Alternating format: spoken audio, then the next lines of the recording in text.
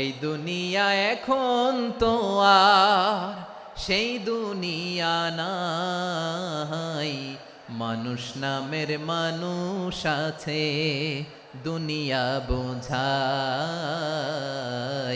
সেই মানুষের ভিড়ে আমার আসল মানুষ নাই। এই দুনিয়া এখন তো আর সেই দুনিয়া নাই, মানুষ নামের মানুষ আছে দুনিয়া বোঝাই, সেই মানুষের ভিড়ে আমার আসল মানুষ নাই। ঠিক কিনা? এই যে আমাদের বিশাল জনসংখ্যা, এই জনসংখ্যাকে কি করে জনসম্পদে রূপান্তরিত করা যায় এ ব্যাপারে কথা বল। আল্লাহ তাআলা ইরশাদ করছেন, ওয়ালাকাদ কাররামনা বনি আদম ওয়া হামালনাহুম ফিল বাররি ওয়াল বাহরি ওয়া রাযাকনাহুম মিনাত তাইয়্যিবাত ওয়া ফাদ্দালনাহুম আলা কাসীরিম মিম্মান খালাকনা তাফদীলা। পড়েন আল্লাহু আকবার।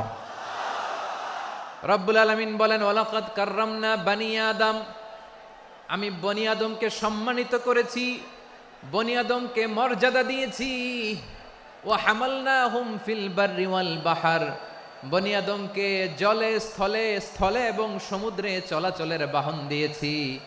ওয়া রাযাকনাহুম মিনাত তাইয়্যিবাত, তাদেরকে পবিত্র রিজিকের বন্দোবস্ত করেছি। ওয়া ফাদ্দালনাহুম আলা কাসীরিম মিম্মান খালাকনা তাফদীলা, আর আমি আল্লাহ যাদেরকে সৃষ্টি করেছি তাদের মধ্য থেকে বনি আদমকে আমি শ্রেষ্ঠ বানিয়েছি, সবার চেয়ে সেরা। আমাদের মতো করে আল্লাহ কাউকে বানায় নাই। দুই পায়ে ভর করে শির দ্বারা এরকম স্ট্যান্ড রেখে মাথা উঁচু করে দাঁড়াতে পারে এরকম কোন প্রাণী পৃথিবীতে আছে? এজন্য আল্লাহ বলেন, ওয়ালাকাদ কাররামনা বনি আদম, আমি বনি আদমকে সম্মানিত করেছি, তাদেরকে আমি মর্যাদা দিয়েছি। তাদেরকে আমি যত মর্যাদা দিয়েছি আমার কোন সৃষ্টিকে এত মর্যাদা দেই নাই। পড়েন সুবহানাল্লাহ। I have dignified the status of the sons of Adam, আদমের সব সন্তানের মর্যাদা আমি বাড়িয়েছি।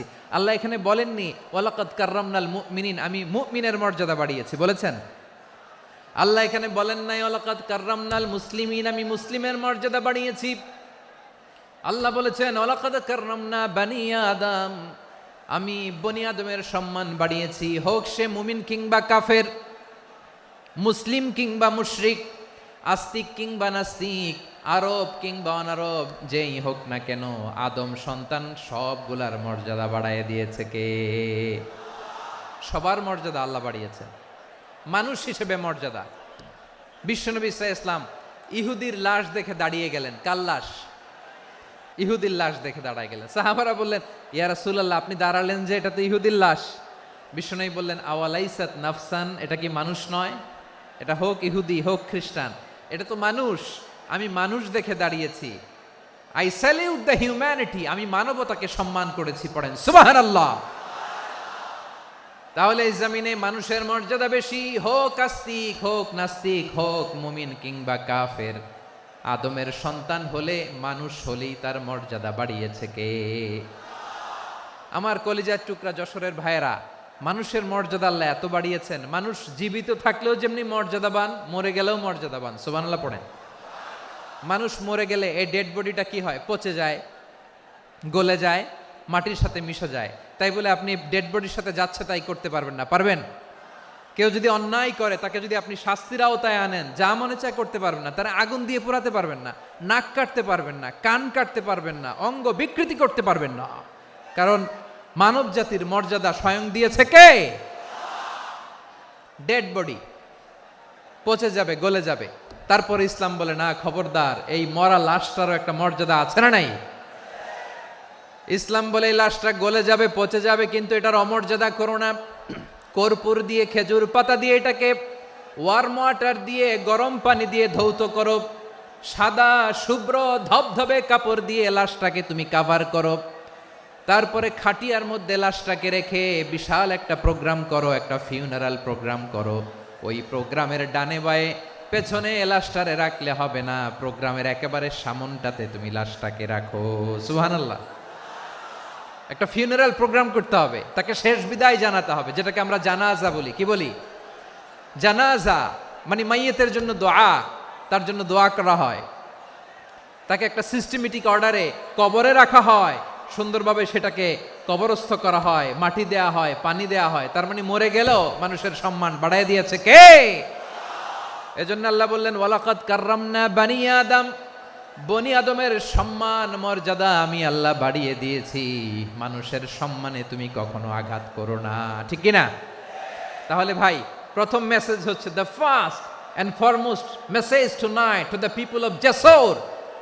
আল্লাহ বলেন I have dignified the status of son of Adam. আমি বনি আদম সবার মর্যাদা বাড়িয়ে দিয়েছি, হোক আস্তিক নাস্তিক, হোক কাফের কিংবা মুশরিক, তার মর্যাদা বাড়াই দিছে কে? যখন বন্যা হয় আমরা ত্রাণ নিয়ে যাই, আমরা শুধু মুসলমানদেরকে ত্রাণ দেই নাকি? হ্যাঁ, আমরা মুসলমানকেও দেই, অমুসলমানকেও দেই, হিন্দুকেও দেই, বৌদ্ধকেও দেই। যেখানেই মানবতা বিপন্ন সেখানে ইসলামের হেল্পিং হ্যান্ড আছে না নাই? সুবহানাল্লাহ। কি দিন আমরা পেয়েছি, কি বিধান আমরা পেয়েছি। ওয়ালাকাদ কাররামনা বানি আদম, আমি বনি আদমকে সম্মানিত করেছি।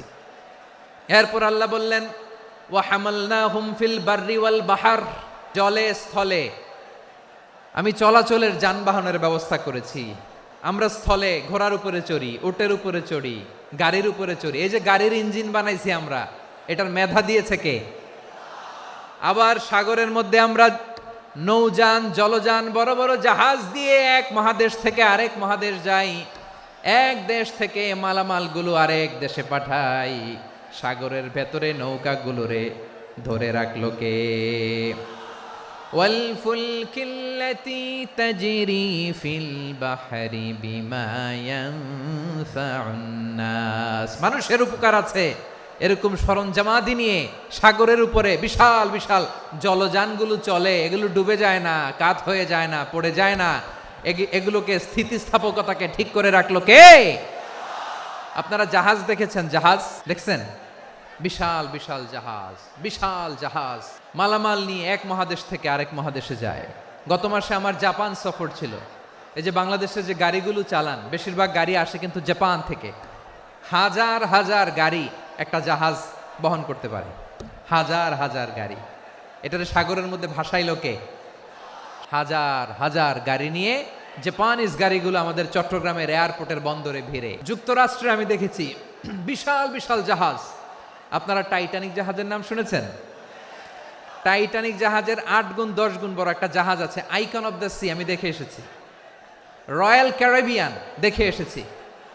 সাগরের সামনে জেটিতে যখন দাঁড়ালাম, জাহাজটা যখন যায়, আমার মনে হচ্ছে একটা শহর, গোটা শহর, the entire city is floating on the water. পুরো একটা শহর মনে হয় পানির উপর দিয়ে ভেসে যাচ্ছে। পড়েন সুবহানাল্লাহ। এই যে আইকন অফ দ্য সি, এই ক্রুজ, এই জাহাজটা, এটার ভিতরে স্টেডিয়াম আছে। কিসের ভিতরে স্টেডিয়াম? কথা বুঝে নাই বোধহয়। স্টেডিয়াম কিসের ভিতর? সুইমিং পুল আছে, শপিং মল আছে, রেস্টুরেন্ট আছে, ক্লাব আছে, 3000 4000 রুম বিশিষ্ট, কক্ষ বিশিষ্ট হোটেল আছে। এই সবগুলোর নিয়ে এগুলো চলে সাগরের দোলার মধ্যে, জলোচ্ছ্বাসের মধ্যে। এই সাগরের ভেতরে এই জাহাজগুলোর ভাষায় রাখছে কে? সূরাত আর-রহমানে আল্লাহ তাআলা বললেন ওয়ালাহুল জাওয়ারিল মুনশাআতু ফিল বাহরি কাল আ'লাম ফাবিআইয়ি আলা, সবাই পড়েন ফাবিআইয়ি আলাই রাব্বিকুমা তুকাযযিবান। পাহাড় সম বড় বড় জাহাজগুলো মাল বোঝাই করে সাগরের মধ্যে ভেসে বেড়ায়। এগুলো দিয়ে মালামাল বহন করা যায়, মানুষরা এক দেশ থেকে আরেক দেশে যায়। এই জাহাজগুলোর সাগরের ভেতরে ভাসায় রাখলো কে?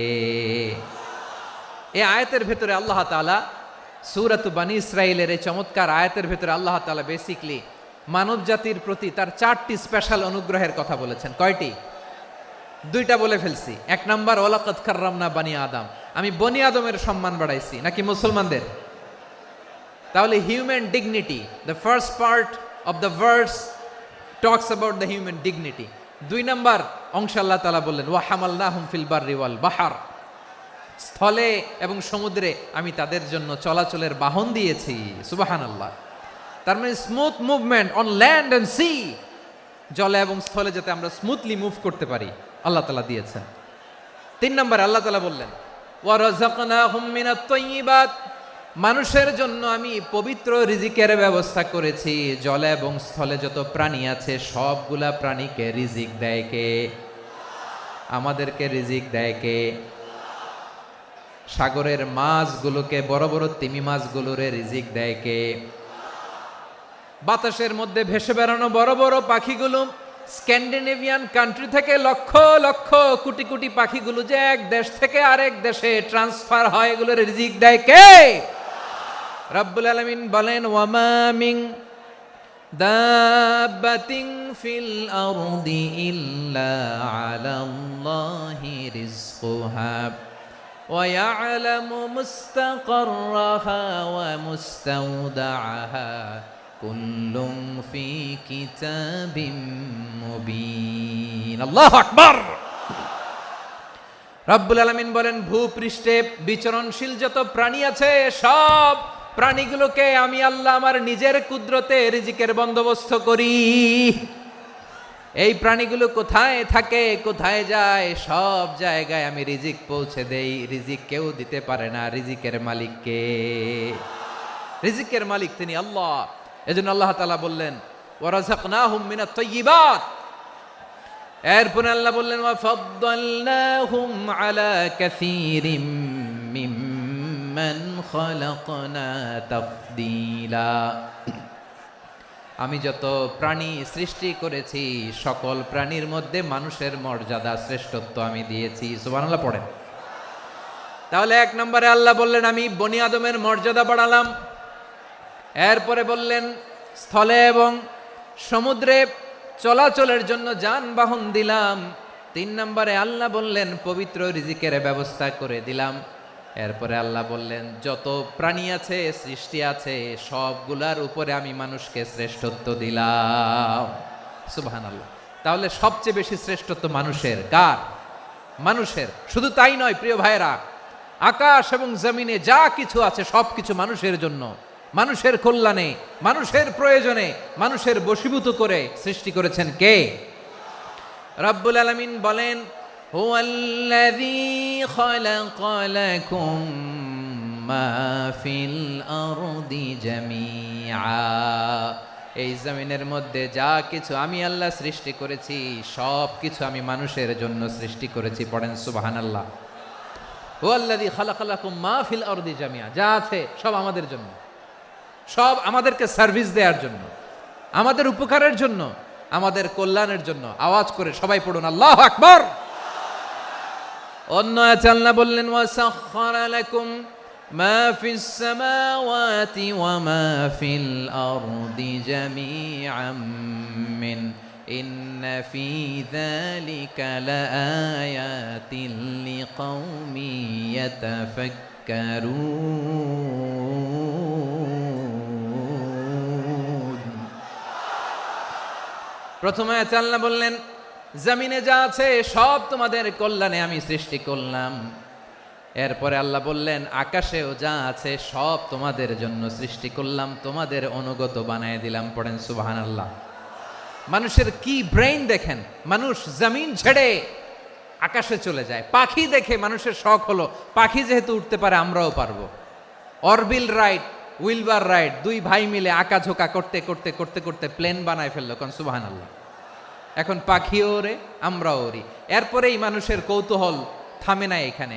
মানুষ চলে গিয়েছে চাঁদে। কোথায় গেছে? এখন কিন্তু চাঁদে জমি বিক্রি হয় জানেন। পৃথিবী নিয়ে মারামারি শেষ, রাশিয়া আমেরিকা এখন ধরছে চাঁদ আর মঙ্গল গ্রহ।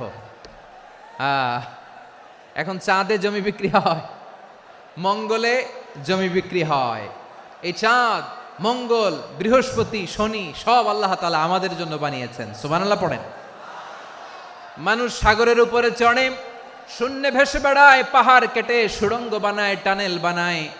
মানুষ ব্রডব্যান্ডের লাইন নিয়ে যায় সাগরের ভেতর দিয়ে, এক দেশ থেকে আরেক দেশে, এক মহাদেশ থেকে আরেক মহাদেশে। সুবহানাল্লাহ পড়েন। তার মানে গোটা বিশ্বের সব কিছুর উপরে control, superiority over all creatures, সব কিছুর উপর কন্ট্রোল, মনিটরিং, নিয়ন্ত্রণ, এটা প্রতিষ্ঠা করে দিয়েছে কে? এজন্যই মানুষের শ্রেষ্ঠত্ব। ওয়ালাকাদ কাররামনা বানি আদম, আমি বনি আদমের সম্মান বাড়িয়েছি, মর্যাদা আমি বাড়িয়ে দিয়েছি এ কারণে, কারণ মানুষ সব কিছুর উপর নিয়ন্ত্রণ নিতে পারে। মানুষকে নিয়ে এই কোরআনের সব আলোচনা, মানুষকে নিয়ে এই কোরআনের সব। তাই কোরআনের কেন্দ্রীয় আলোচ্য বিষয় হচ্ছে মানুষ। মানুষকে আল্লাহ স্বাধীনতা দিয়েছেন। ফামান শাআ ফালইউমিন ওয়া মান শাআ ফালইয়াকফুর।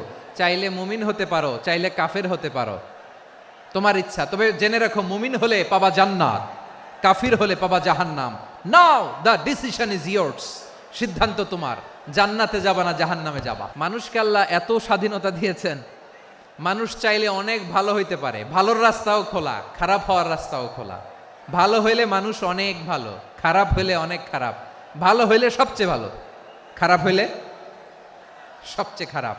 এজন্য সিদ্ধান্ত আপনাকে নিতে হবে। আল্লাহ তাআলা বলছেন, লাকাদ খালাকনাল ইনসানা ফি আহসানি তাকওয়িম সুম্মা রাদাদনাহু আসফালা সাফিলিন। আমি মানুষকে অনেক সুন্দর অবয়বে, সুন্দর আকৃতিতে সৃষ্টি করেছি। তার শুধু চেহারার ডিজাইনটাই সুন্দর নয়, তার ব্রেনটা বড্ড সুন্দর, তার মানসিকতা বড্ড সুন্দর, তার সৃজনশীলতা বড্ড সুন্দর। পড়েন সুবহানাল্লাহ। আমাদের ব্রেনটা অনেক সফিস্টিকেটেড ব্রেন, অনেক সফিস্টিকেটেড। এই 1.5 কেজি ব্রেন ইউজ করে মানুষ গোটা বিশ্বে সভ্যতা বিনির্মাণ করেছে, ঠিক কিনা? এই ব্রেন আল্লাহ তাআলা আমাকে দিয়েছে। এটারে কাজে লাগালে, আপনার 6 সেন্স কাজে লাগালে আপনি অনন্য মানুষ হয়ে উঠবেন, মহামানবে রূপান্তরিত হবেন। মানুষ হতে পারে, চাইলেই মহামানব হতে পারে। আবার যদি মানুষ চায় খারাপও হতে পারে। আল্লাহ বললেন শুধু ভালোই না, ভালো হতে চাইলে অনেক ভালো তুমি হতে পারো, আবার খারাপ হতে চাইলে অনেক খারাপ তুমি হতে পারো। সুম্মা রাদাদনাহু আসফালা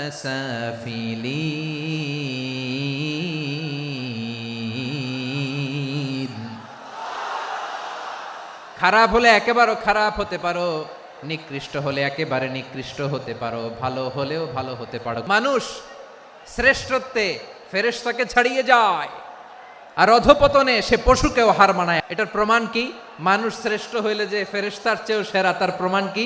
আল্লাহ তাআলা বলছেন, ওয়া ইয কুলনা লিল মালাইকাতি ইসজুদু লি আদম ফাসাজাদু ইল্লা ইবলিস আবা ওয়াস্তাকবারা ওয়া কানা মিনাল কাফিরিন। আল্লাহ বলেন, স্মরণ করো সে সময়ের কথা যখন আমি ফেরেশতাদেরকে বললাম, ও ফেরেশতারা আদমকে সেজদা দাও। সব ফেরেশতারা সম্মান সূচক সেজদা আদমকে দিল। তারা আদমের জন্য সেজদায় লুটিয়ে পড়ল, একজন ছাড়া, তার নাম ইবলিস। আওয়াজ করে বলেন, তার নাম কি? সে অহংকার প্রদর্শন করলো, সে কাফের হয়ে গেল। বাকি সব ফেরেশতারা সেজদা দিল। সুবহানাল্লাহ। আবার আদম আলাইহিস সালামকে আল্লাহ জিজ্ঞেস করলেন, সব বলে দিল উত্তর, কিন্তু ফেরেশতাদেরকে একই প্রশ্ন জিজ্ঞেস করলেন, তারা উত্তর করতে পারে নাই। তার মানে এর মধ্য দিয়ে প্রমাণিত হয়, মানুষ ভালো হলে ফেরেশতার চেয়েও ভালো, ফেরেশতার চেয়েও মানুষের মর্যাদা বাড়িয়ে দিয়েছে কে? সব নূরের ফেরেশতা যখন মাটির আদমকে সেজদা দেয়, এটা প্রমাণ করে ফেরেশতার চেয়েও মানুষের মর্যাদা বাড়িয়ে দিয়েছে কে? তুমি মাটির আদমকে প্রথম সৃষ্টি করিয়া ঘোষণা করিয়া দিলে শ্রেষ্ঠ বলিয়া, তাই তো নূরের ফেরেশতা করে আদমকে সেজদা। ঠিক কিনা বলেন? তাই তো নূরের ফেরেশতা করে আদমকে সেজদা। সবার চেয়ে সম্মান দিলে মাটির আদমকে। আল্লাহু আল্লাহু তুমি জাল্লে জালালুহু, শেষ করা তো যায় না গে তোমার গুণগান। পড়েন না? পড়েন। আল্লাহু আল্লাহু তুমি জাল্লে জালালুহু, শেষ করা তো যায় না গে তোমার গুণগান। আল্লাহু আল্লাহু। আল্লাহু আকবার। আদমের মর্যাদা বেশি, মানুষের মর্যাদা বেশি, মানুষ শ্রেষ্ঠ তার প্রমাণ, নূরের ফেরেশতা মাটির আদমকে সেজদা করে আওয়াজ করে বলেন ঠিক কিনা। তাহলে মানুষ ভালো হলে ফেরেশতার চেয়ে ভালো। আবার মানুষ যদি খারাপ হয় সে পশুর চেয়েও খারাপ, অধপতনে পশুত্বকে হার মানায়। তার প্রমাণ কি? তার প্রমাণ হচ্ছে যশোরের ভাইরা দেখবেন পত্রিকায় নিউজ পেপারে মাঝে মাঝে এরকম দেখা যায়, এক মানুষ আরেক মানুষকে হত্যা করে 20 টুকরা করে বস্তার ভিতরে ভরেছে। আচ্ছা, বুঝে থাকলে আওয়াজ করে বলেন, কোনদিন শুনছেন একটা হাতি আর একটা হাতিকে হত্যা করে 20 টুকরা করছে, এরপরে বস্তার ভিতরে ভরছে? হয়েছে? তাহলে দেখেন, মানুষ যদি খারাপ হয় সে পশুকেও হার মানায়। চিল্লায় বলো ঠিক কিনা। এমনও দুশ্চরিত্র মানুষ আছে যার নজর থেকে 6 মাসের ছোট্ট মেয়ে থেকে শুরু করে 80 বছরের বৃদ্ধারাও নিরাপদ নয়। পশুকেও হার মানে। মানুষের ঘর জ্বালিয়ে পুড়ে মেসাকার করে দেয়, জনপদের পর জনপদ জ্বালায় দেয়। এরকম আছে না নাই? গাজার মধ্যে যে অ্যাটাক করেছে, এরা মসজিদ মানে নাই, মসজিদে বম ফেলেছে। এরা খ্রিস্টানদের চার্চ গির্জা মানে নাই, গির্জায় বম ফেলেছে। পৃথিবীর ইতিহাসে never happened in the history of the world that someone bombed on a hospital, on a ICU center. এমন হাসপাতাল যেখানে আইসিইউর রোগীরা আছে, ওই হাসপাতালের উপরও ইসরায়েলি সৈনিকেরা বোমা মেরেছে। জোরে বলেন ঠিক কিনা। এরা মানুষ? আওয়াজ করে বলেন, এরা মানুষ না। প্রিয় ভাইয়েরা, চোখ কান নাক মুখ থাকলেই মানুষ না। যা সামনে দেখেন এগুলো সব মানুষ না, এগুলো জনসংখ্যা। এগুলো কি? সবাই বলুন, এগুলো কি? বাড়ছে জনসংখ্যা, কমছে মানুষ। এই দুনিয়া এখন তো আর সেই দুনিয়া নাই, মানুষ নামের মানুষ আছে, দুনিয়া বোঝাই। সেই মানুষের ভিড়ে আমার আসল মানুষ নাই। ঠিক কিনা? আসল মানুষের বড্ড অভাব, আসল মানুষের বড্ড অভাব। আমার ভাইয়েরা, মানুষ খারাপ হলে পশুকেও হার মানায়। আচ্ছা, আওয়াজ করে বলেন, যে ইসরায়েলি সোলজাররা উপর থেকে বোমা মারলো তারাও মানুষ? তারাও কি? ওরাও রক্তে মাংসে মানুষ, ওদেরও পরিবার আছে। বোমা মেরে যেই মেয়েটাকে তারা অনাথ বানায়, ইয়াতিম বানায়, ও কিন্তু বাসায় ওর মেয়েটাকে রেখে আসছে। ঠিক কিনা বলেন? বম্বিং করে যে বাবাকে মেরে, স্বামীকে মেরে স্ত্রীকে বিধবা বানায়, তারও ঘরে স্ত্রী আছে। উপর থেকে বম মেরে মানুষ মেরে দিচ্ছে, তারাও মানুষ। 1945 সালের 6 আগস্ট আমেরিকান সোলজাররা হিরোশিমায় বম মেরেছে। আমি নিজে দেখে এসেছি জাপানের হিরোশিমাতে। সকাল 8:15 মানুষ কেউ অফিসে যাচ্ছিল, কেউ খেতে খামারে কাজ করতে যাচ্ছিল। লিটল বয় নামে একটা বোম মেরেছে তারা। এই বোমের আঘাতে, পারমাণবিক এই বোমার রেডিয়েশনে আঘাতে, বোম ব্লাস্ট হওয়ার পরে মুহূর্তের মধ্যে 1,40,000 নাই। উপর থেকে যারা মারতেছে এরাও মানুষ, যাদেরকে মারলো তারাও। তার মানে মানুষে মানুষে পার্থক্য আছে না? নেই? মানুষে মানুষে পার্থক্য আছে। নাক কান চোখ মুখ থাকলেই মানুষ নয়। বাড়ছে জনসংখ্যা, কমছে মানুষ। চিল্লায় বলো ঠিক কিনা। ভালো মানুষ যারা জগৎটাকে এনলাইটেন করবে, যারা সত্যের বীর সেনানী হয়ে দাঁড়াবে, যারা সত্যের পক্ষে কথা বলবে, যারা জালিমের মসনদকে ভেঙে খান খান করে দেবে, এরকম হওয়ার দরকার আছে না নাই? এরকম ভালো মানুষ আমরা হতে চাই কি চাই না? মানুষকে যত্ন নিলে মানুষ যে কত ভালো হয় আপনি কল্পনাও করতে পারবেন না। মানুষকে নার্চারিং করলে, মানুষকে পলিশ করলে, মানুষকে গ্রুমিং করলে, মানুষকে সঠিক তারবিয়া দিলে মানুষ অনন্য হয়ে ওঠে। প্রতিটি মানুষ অনন্য। আমি অনন্য, আপনি অনন্য, আমরা সবাই অনন্য। সুবহানাল্লাহ বলেন। মানুষকে আল্লাহ তাআলা দিয়েছেন অসীম ক্ষমতা, অসীম ক্ষমতা। সুবহানাল্লাহ। একটা মানুষ পারে না এমন কিছু নাই, বিশ্বাস করতে হবে। মানুষ যা কল্পনা করতে পারে ওইটা মানুষ করে দেখাতে পারে। তুমি তোমার কল্পনার রাজ্যকে সাজাও, তোমাকে হারাতে পারে এমন কোন শক্তি আল্লাহর জমিনে নাই। তোমার কি শক্তি, কি সম্ভাবনা তুমি জানোই না মিয়া। তুমি এদিকে তাকাও কেন? তোমার রাস্তা তো ওই দূরে। তুমি কোথায় যাবে, আল্লাহ তোমার টেনে কোথায় নিয়ে যাবে তুমি কিছুই জানো না। প্ল্যান বিগ, ড্রিম বিগ, কল্পনার শক্তিকে বড় করো। মানুষ যা কল্পনা করতে পারে মানুষ তা করে দেখাতে পারে। মানুষের কাছে অসাধ্য কিছু নাই, মৃত্যু ছাড়া, অ্যাকসেপ্ট ডেথ, মৃত্যু ছাড়া মানুষ সবকিছুকে জয় করতে পারে।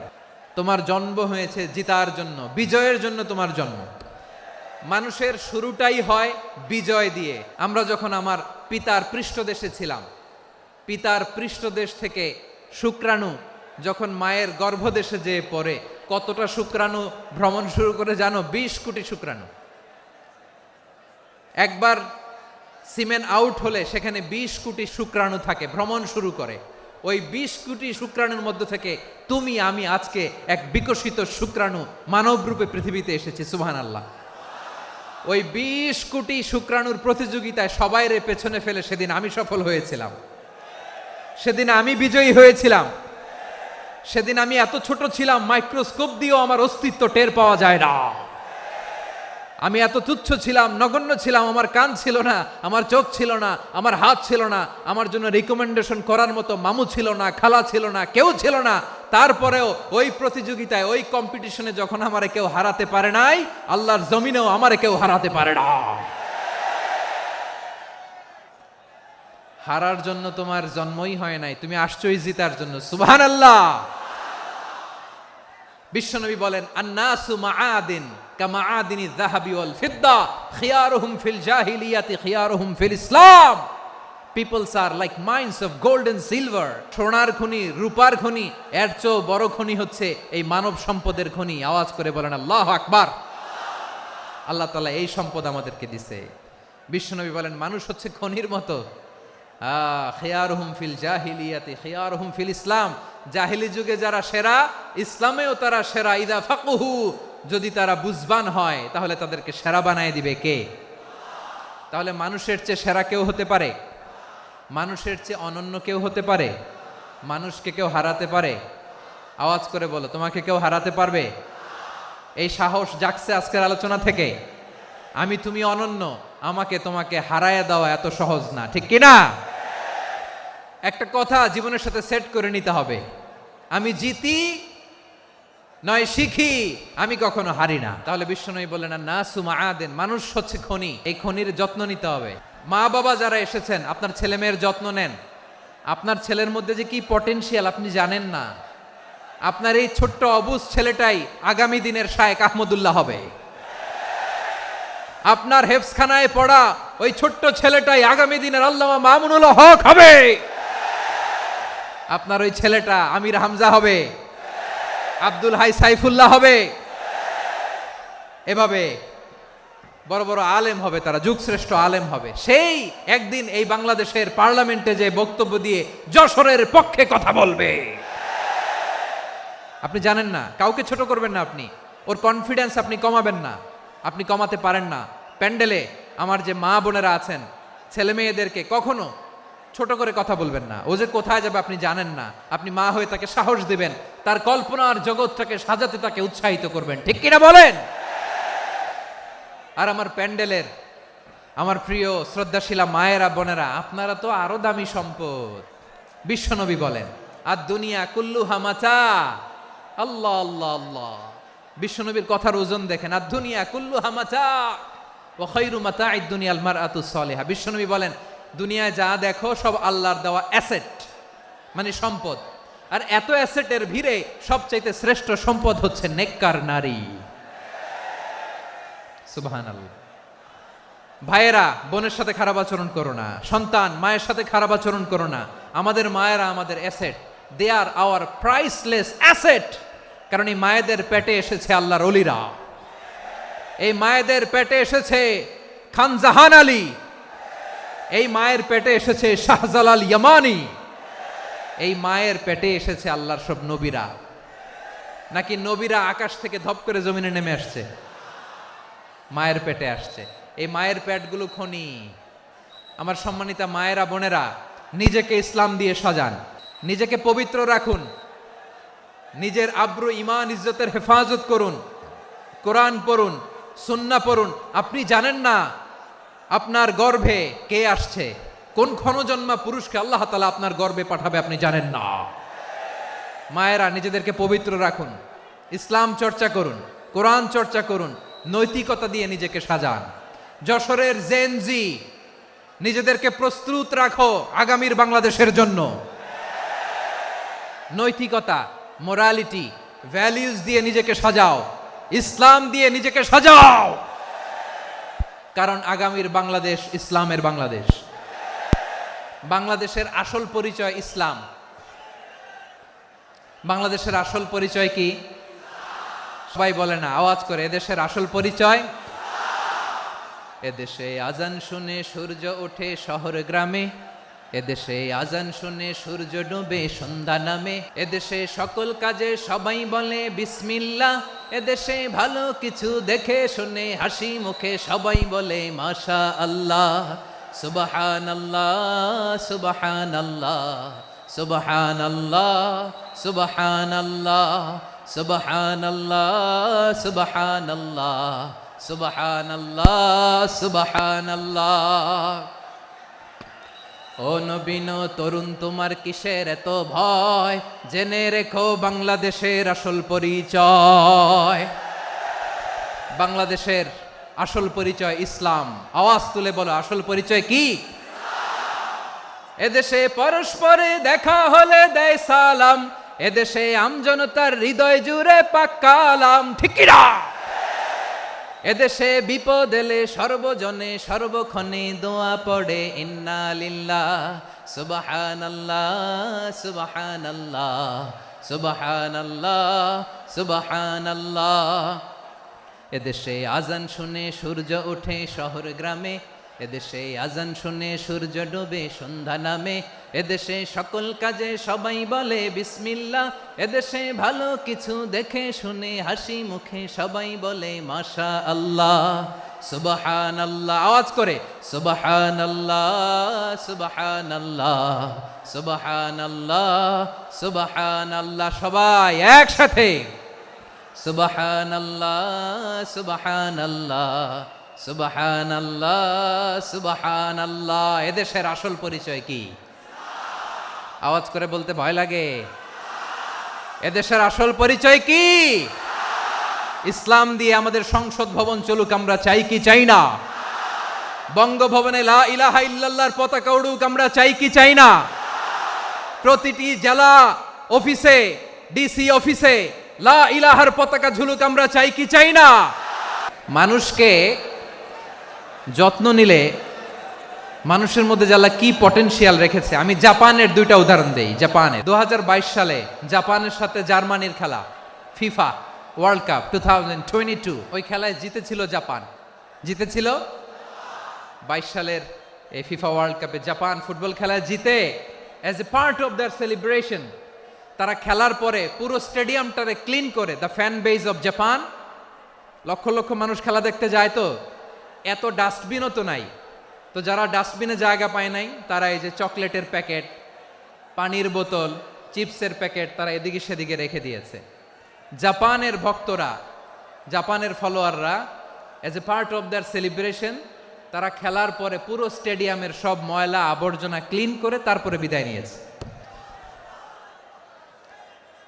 তাদেরকে কি ক্লিন করার দায়িত্ব দেওয়া হয়েছিল? তারা কি স্টেডিয়ামের পরিচ্ছন্নতা কর্মী? তাদের আকল, তাদের সিক্স সেন্স তাদেরকে বলেছে। ছোটবেলা থেকে জাপান গভর্নমেন্ট ওদেরকে এত পরিচ্ছন্নতা শেখায়, ক্লিনলিনেস অ্যাওয়ারনেস ক্যাম্পেইন করায়। ক্লাসে আমি দেখেছি, ক্লাসে নিজের বেঞ্চ নিজে মুছে, ক্লাসের মাঝখানে একটা সময় দেয়, নিজের টেবিল নিজে মুছে, নিজের ক্লাসরুমটা নিজে পরিষ্কার করে। রাস্তাঘাটে একটা ধুলা নাই, ময়লা নাই, একটা টিস্যু নাই।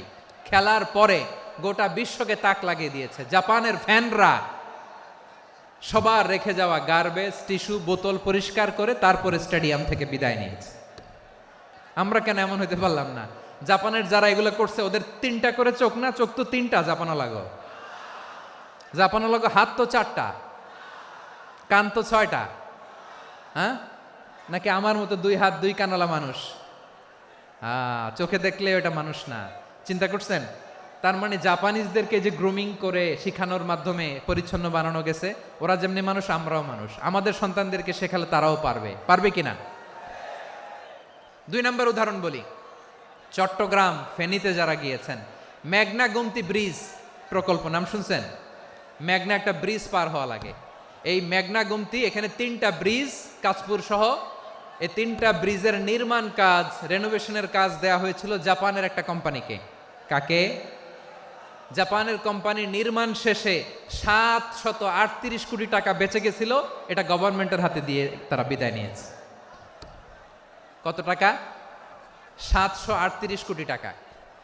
যত প্রাক্কলিত ব্যয় নির্ধারণ করা হয়েছে সব টাকা সরকার, তৎকালীন সরকার 2019-এর সরকার, কারা ছিল তো জানেন? এই 2019-এর সরকার তাদেরকে দিয়েছে। তারা রিনোভেশন নির্মাণ শেষে 738 কোটি টাকা অতিরিক্ত বেঁচে গেছিল, এটা আবার গভর্নমেন্টের হাতে বুঝাই দিয়ে তারা বিদায় নিচ্ছে। আমরা কেন এমন হইতে পারলাম না?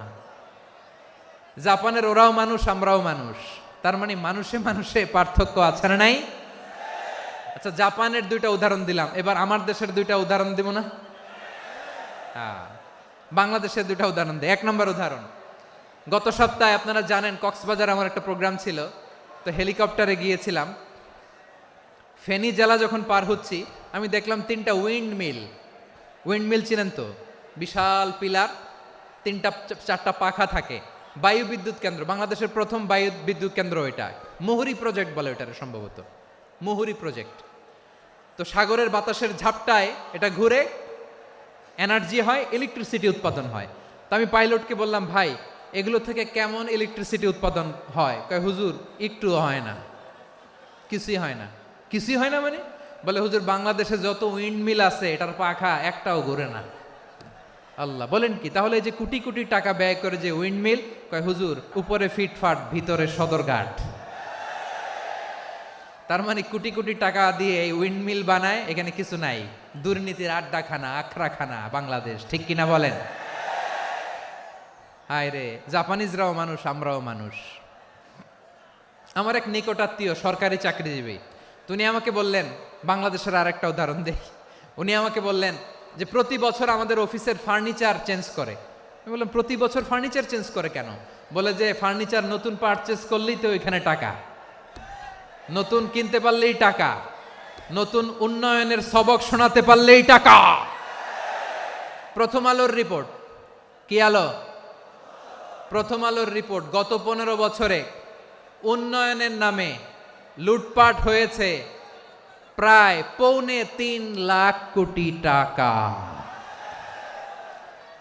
কার রিপোর্ট? আমাদের বানানো কথা। প্রথম আলোর রিপোর্ট। গত 15 বছরে কারা ছিল জানেন তো? হ্যাঁ, শুধু ওনাদেরকেই দোষ দিয়ে লাভ নাই। স্বাধীনতার পর থেকে শুধু শাসকের হাত বদল হয়েছে, আমরা কিছু পাই নাই, ঠিক কিনা বলেন? আমরা এরকম চাই না। তাহলে জাপানের মানুষও মানুষ, আমরাও মানুষ। সিদ্ধান্ত আপনার, কোন মানুষ হবেন, ভালো মানুষ না খারাপ মানুষ? আজকের আলোচনার বিষয় হচ্ছে মানব সম্পদের উন্নয়ন, human resource development. It's a process to increase the capacity of knowledge, skill, capacity of the people of a country. একটা দেশের মানুষের জ্ঞান, তাদের দক্ষতা কি করে বাড়ানো যায়, বাড়িয়ে দেশের উন্নয়ন করানো যায়, এটাই হচ্ছে মানব সম্পদ উন্নয়নের মূল কথা। তাহলে মানব সম্পদ হচ্ছে একটা দেশের সবচাইতে শক্তিশালী পুঁজি। প্রাকৃতিক সম্পদ, খনিজ সম্পদের চেয়েও দামি হচ্ছে মানব সম্পদ। আল্লাহ তাআলা দয়া করে আমাদেরকে এই মানব সম্পদ দিয়েছেন। আসুন আমাদের এই মানুষগুলোকে আমরা সোনার মানুষ বানাই। রাজি আছেন তো সবাই? রাজি আছেন? মানুষ পারে না এমন কোনো কিছু নাই, চাইলে সব পারে। এজন্য মানুষকে তারবিয়া দিতে হবে, যথাযথভাবে তাদেরকে গড়তে হবে। আসুন আমরা সিরাতের আয়নায় বিশ্বনবীর জীবনী থেকে দেখি তিনি কিভাবে হিউম্যান রিসোর্সকে ম্যানেজ করতেন। বিশ্বনবী, he was a very good talent hunter, চৌকস ট্যালেন্ট হান্টার ছিল। কার মধ্যে কি ট্যালেন্ট আছে দেখলেই বুঝে ফেলতেন। সুবহানাল্লাহ পড়বেন না? কি নবী আমরা পেয়েছি! He was a very good talent hunter. আমার নবী তিনি চৌকস ট্যালেন্ট হান্টার ছিলেন। কার মধ্যে কি প্রতিভা বের করতেন, ওই প্রতিভাকে ইসলামের কল্যাণে কাজে লাগাতেন। যাকে যেই জায়গায় সেট করলে ভালো হবে তাকে ওই জায়গায় সেট করতেন। কয়েকজন সাহাবীর জীবনী শোনাই। আবু মাহজুরা রাদিয়াল্লাহু তাআলা আনহু, মক্কার মুয়াজ্জিন, আগে ছিল মুশরিক, পরে হয়েছে মুমিন। উনি কিভাবে মুমিন হইলেন এই ঘটনাটা একটু আপনাদের শোনাতে চাই। আবু মাহজুরা রাদিয়াল্লাহু তাআলা আনহু কিভাবে মুসলিম হলেন, আওয়াজ করে শুনেন। হুনাইনের যুদ্ধ, 8ম হিজরি, বিষ্ণু ঈসা ইসলাম হুনাইনের যুদ্ধ শেষে ফিরতেছেন। পথিমধ্যে বেলাল রাদিয়াল্লাহু তাআলা আনহু আজান দিচ্ছেন। কি দিচ্ছেন? তো পাশে ছিল মুশরিকদের একটা পল্লী, কিছু মুশরিক তরুণ, কিছু অমুসলিম কিশোর, তারা আজানকে ব্যঙ্গ করতেছে। আমাদের বাংলায় মুখ ভেঙ্গানো বলে আর কি। বেলাল রাদিয়াল্লাহু তাআলা আনহু আজান দিচ্ছেন, ওই বাচ্চাগুলো মুশরিক, তো ওরা আজানকে ব্যঙ্গ করতেছে, বিকৃতি করে ওরাও আজান দিচ্ছে। উদ্দেশ্য হচ্ছে আজানকে নিয়ে ঠাট্টা করা। উদ্দেশ্য কি? ঠাট্টা করা। ব্যাপারটা মনে কষ্ট পাওয়ার মতো ব্যাপার না? কিন্তু বিশ্বনবী ওইখানে দেখেন কি খুঁজলেন। বিশ্বনবী খেয়াল করলেন অমুসলিম কিশোরদের মধ্য থেকে একটা কিশোরের গলাটা বড় দরাজ গলা, কণ্ঠটা বড় সুন্দর। খেয়াল করে দেখলেন যে কিছু কিশোর বেলালের আজানকে ব্যঙ্গ করে, বিকৃতি করে, কিন্তু একজনের কণ্ঠ দেখতে পাচ্ছেন না এত দূরে, কিন্তু কণ্ঠটা বড় সুন্দর, দরাজ গলা। বিশ্বনবী সাহাবীদেরকে বললেন, ধরো এগুলারে, ধরো। সবগুলারে ধরে বিশ্বনবীর সামনে আনা হলো। ওরা হাঁটু গেড়ে বসলো। বিশ্বনবী বললেন, তোমাদের মধ্যে কে যেন ব্যঙ্গ করে আজান দিচ্ছিল, তার গলাটা বড় উঁচু, গলার বেসটা বড় মজবুত, মেলোডিয়াস, সুমধুর কণ্ঠ। কে? আবু মাহজুরা বলে, আমার বন্ধুরা সবাই আমার দিকে আঙ্গুল দেখায়, আমি পড়ে গেছি বিপদে। রাসূল সাল্লাল্লাহু আলাইহি ওয়াসাল্লাম বাকি অমুসলিম তরুণদেরকে ছেড়ে দিলেন, বললেন তোমরা যাও। এবার আবু মাহজুরারে পাইছে। আবু মাহজুরার চুলের মধ্যে হাত দিলেন বিশ্বনবী, মাথায় হাত দিয়ে বললেন, এবার আজান দাও দেখি। আবু মাহজুরা বলে, আমি তো আজান দিতে জানি না, কারণ আমি তো বেলালেরটা শুইনা দিছি, আমার তো মুখস্থ নাই, আমি তো আজান দিতে জানি না। বিষ্ণু বললেন, জানো না? তাহলে আসো, আমি তোমারে শিখাই দেই। সুবহানাল্লাহ পড়েন। আবু মাহজুরা হাঁটু গেড়ে বসে, বিশ্বনবীর মোবারক হাত আবু মাহজুরার চুলের মধ্যে। বিশ্বনবী আজানের মুআল্লিম আবু মাহজুরাকে বলতেছে, ঠিক আছে তোমারে শিখাই দিচ্ছি, আমি যা যা বলবো আমার সাথে সাথে বলো, পারবা? আবু মাহজুরা বলে, পারবো। বিশ্বনবী আজান দিচ্ছেন মাথায় হাত দিয়ে, আল্লাহু আকবার,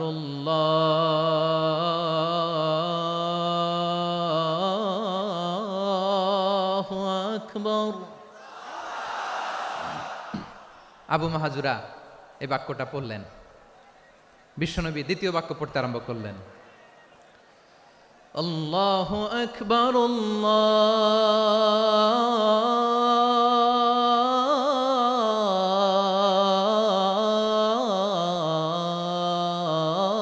আল্লাহু আকবার। আবু মাহজুরা এই বাক্যটা বললেন। বিশ্বনবী আবু মাহজুরার মাথার মধ্যে হাত দিয়ে তৃতীয় বাক্য পড়লেন, আশহাদু আল্লা ইলাহা ইল্লাল্লাহ।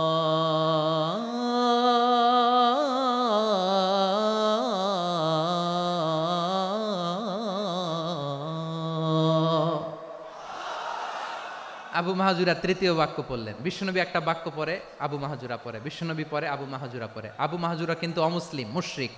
আবু মাহজুরা বলে, এক একটা বাক্য পড়ি আমার কলিজাটা গলে ঠান্ডা হয়ে যায়। এতদিন মোহাম্মদকে গালি দিতাম, এখন মোহাম্মদ আমার মাথায় যখন হাত রাখছে আমার সারা শরীর ঠান্ডা হয়ে গেছে। বিশ্বনবী আজান শিখাচ্ছেন, একটা একটা বাক্য পড়ে আবু মাহজুরাও পড়ে, বিশ্বনবী পড়ে, আবু মাহজুরাও পড়ে। পুরো বাক্যগুলো যখন শেষ, আজান শেষ, আবু মাহজুরাও যখন পুরো আজান পড়লেন, আবু মাহজুরা বললেন, এতদিন মোহাম্মদের চেহারা দেখলে আমার ঘৃণা লাগতো, আজ থেকে মোহাম্মদের চেহারার চেয়ে প্রিয় চেহারা আমার কাছে নাই।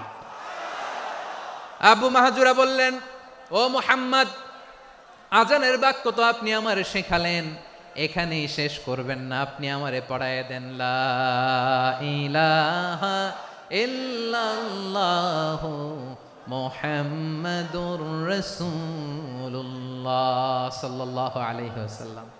বিশ্বনবীর সাথে দাঁড়িয়ে উনি শাহাদা পড়ে মুসলমান হয়ে গেলেন। এবার আবু মাহজুরা বলে, ইয়া রাসূলুল্লাহ, ইয়া হাবিবাল্লাহ, আমি মুমিন হয়েছি, মুসলমান হয়েছি, আপনার কাছ থেকে আজান শিখার সৌভাগ্য আমি লাভ করেছি গো নবী। আমার কণ্ঠের বড় তারিফ করেছেন, আপনি আমার আজানকে আপনি পছন্দ করেছেন। একটা জিনিস আপনার কাছে চাই, আপনি আমাকে মক্কার মসজিদুল হারামের মুয়াজ্জিন হিসেবে অ্যাপয়েন্ট করে দে। বিষ্ণু ইসা ইসলাম বললেন, যাও আবু মাহজুরা, আমি তোমাকে পৃথিবীর শ্রেষ্ঠতম মসজিদ মক্কার মসজিদুল হারামের মুয়াজ্জিন হিসেবে অ্যাপয়েন্ট করে দিলাম। দেখছেন কিভাবে ট্যালেন্ট হান্টিং করতে হয়, কিভাবে হিউম্যান রিসোর্স মানব সম্পদকে ব্যবহার করতে হয়। আসছিল আজানকে ভেঙ্গাইতে, আসছিল কেন? আজানকে ব্যঙ্গ করার জন্য, বিকৃত করার জন্য। আজানকে বিকৃত করতে যে ইসলামের সবচেয়ে শ্রেষ্ঠ মসজিদের মুয়াজ্জিন হয়ে গেল। পড়েন সুবহানাল্লাহ। হযরত আবু মাহজুরা রাদিয়াল্লাহু তাআলা আনহু ওনার এই সুললিত কণ্ঠ ব্যবহার করে মসজিদুল হারামে এত সুন্দর করে আল্লাহু আকবার বলে আজান দিতেন, মানুষগুলোর, মুসল্লিগুলোর, মক্কাবাসীর হৃদয়কে তিনি বিগলিত করে দিতেন। মানুষের হৃদয়কে ঠান্ডা হয়ে যেত। শুধু এখানেই শেষ না আমার যশোরের ভাইয়েরা। বিশ্বনবী যখন সাইয়েদনা আবু মাহজুরা রাদিয়াল্লাহু তাআলা আনহুকে আজান শিখাচ্ছিলেন, বলেন তো বিশ্বনবীর হাতটা কোথায় ছিল? আবু মাহজুরার মাথার সামনে, এই চুলের উপরে ছিল। আবু মাহজুরা ওই স্মৃতিটাকে ধারণ করবার জন্য, ওই স্মৃতিকে বহন করার জন্য বিশ্বনবীর মোবারক হাত আবু মাহজুরার কপালের চুলের যেই জায়গায় লেগেছে, মৃত্যুর আগের দিন পর্যন্ত আবু মাহজুরা মাথার ওই চুলে কোনোদিন ছুরি আর কামার লাগায় নাই, সেখানে কেচি লাগায় নাই, চুলের মধ্যে খুর লাগায় নাই। আবু মাহজুরা ডান দিকের চুল কাটতো, বাম দিকের চুল কাটতো, পেছনের চুল কাটতো, সামনের চুল কাটতো না। আবু মাহজুরা রাদিয়াল্লাহু তাআলা আনহুর সামনের চুলগুলো বড় হতে হতে যখন এত বড় হয়ে যায়, তিনি চুলগুলো পেঁচিয়ে মাথার মধ্যে রাখতেন। তারপরে তিনি পাগড়ি পরতেন। সবাই জিজ্ঞেস করতো, আবু মাহজুরা এটা আবার কেমন স্টাইল? দেখতে তোমারে কি বিদঘুটে লাগে? কেমন অড লাগে? কেমন খারাপ দেখা যায়? মক্কায় এমন কোনো মানুষ তো দেখি নাই, ডানে চুল কাটে, বায়ে চুল কাটে, পেছনে চুল কাটে, সামনে কাটে না। ওরে আবু মাহজুরা, কেমন দেখা যায় তোমারে? তুমি সামনের চুল কাটো না কেন? আবু মাহজুরা বলে, আমি হাঁটু গেড়ে পেয়ারা নবীর সামনে বসেছিলাম, আমার এই মাথার চুলের মধ্যে মুবারক হাত লাগিয়ে বিশ্বনবী নিজে আমাকে আজানের প্রতিটা বাক্য শিক্ষা দিয়েছেন।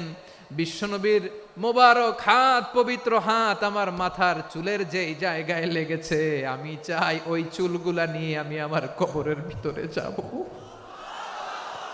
সাইয়েদনা আবু মাহজুরা রাদিয়াল্লাহু তাআলা আনহু ইন্তেকালের আগের পর্যন্ত মাথার সামনের চুলগুলা কাটে নাই।